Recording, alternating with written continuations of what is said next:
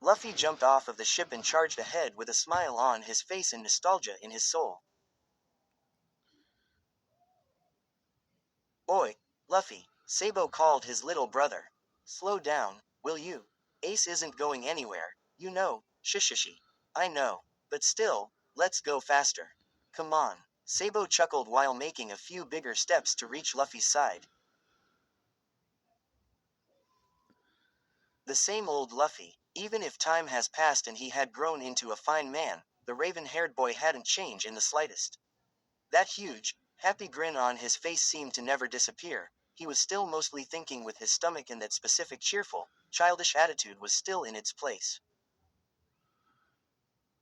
The two brothers made their way to the top of the hill. The weather was warm and nice as the sea breeze blew Luffy's hat off of his head, making it hang on the string surrounding his neck.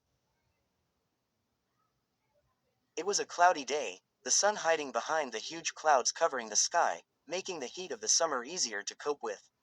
The air was a little wet and it looked like it was about to rain. Even so, not a single drop of water fell from the sky. It truly was a perfect weather for the moment both Luffy and Sabo have been so looking forward to. "We're almost there. We're almost there." The raven-haired boy couldn't stop shivering with excitement. It wasn't the kind of excitement he had before a fight against a worthy foe, nor was it the kind of excitement he had when Sanji would cook his favorite meat. It was something new, that he couldn't recognize. He wanted to get to the top of the hill faster, but there was also something inside him that didn't want to get there at all. "I can see it, it's right there," he said while making a few bigger steps to reach the top. Portgas D. Ace. A ray of sunshine pierced through the thick cloud and fell on the memorial stone, putting a nice, golden light on the red necklace hanging on the grave. Luffy just then understood why a part of him never wanted go there. If he would have lived his life without ever seeing that grave, that small, yet strong spark of hope would have never left his soul. Hope that, maybe, someday, just like Sabo, Ace would appear in front of him with a smile on his face and with his arms wide open. But now that he was standing right in front of the resting place of his dead brother, that last, tiny hope perished.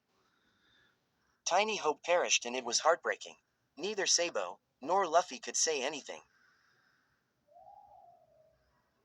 They just sat there, one next to each other, in front of their brother and didn't do anything else for a long time. By the time Luffy finally opened his mouth to speak, the clouds on the sky had been blown away and the sun was setting, shooting colorful lights on the twilight sky. "Say, Ace, what do you think of it? I made it." The raven-haired boy grinned. "I am the Pirate King. Shishishi. I finally achieved my long-cherished ambition."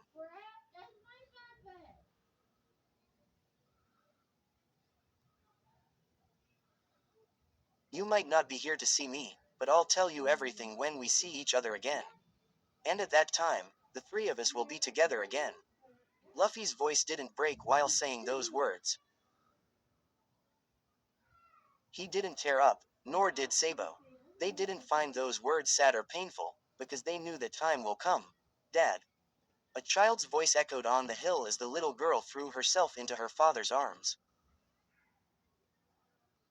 Luffy showed a big, warm smile as he placed a kiss on his daughter's forehead. "We've been waiting for hours for you to come. What have you been doing up here all this time?" Now, Rouge. Luffy and Uncle Sabo haven't seen their brother in years," Nami said while reaching Luffy's side. Luffy smiled even brighter and pulled his wife into a warm kiss. It all felt so well, almost like a dream. A goddamn beautiful dream. Almost as beautiful as the ones with meat. "Let's go home on the sunny.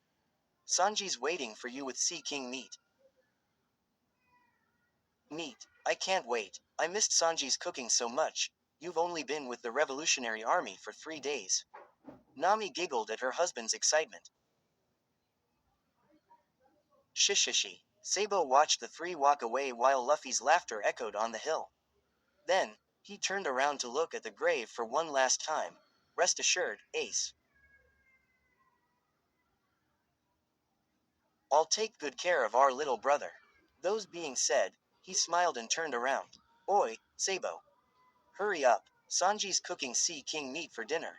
Luffy called to his brother with star-shaped eyes at the thought of the delicious meal waiting for him on the sunny. I'm right behind you, the blonde man chuckled while watching Luffy and Nami both holding one of their daughter's hands, and he thought that that might have been the most beautiful sight he had ever seen.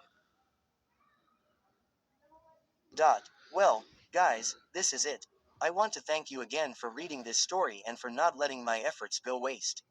I love you all for that. I'd like to especially thank those who made my days with those comments.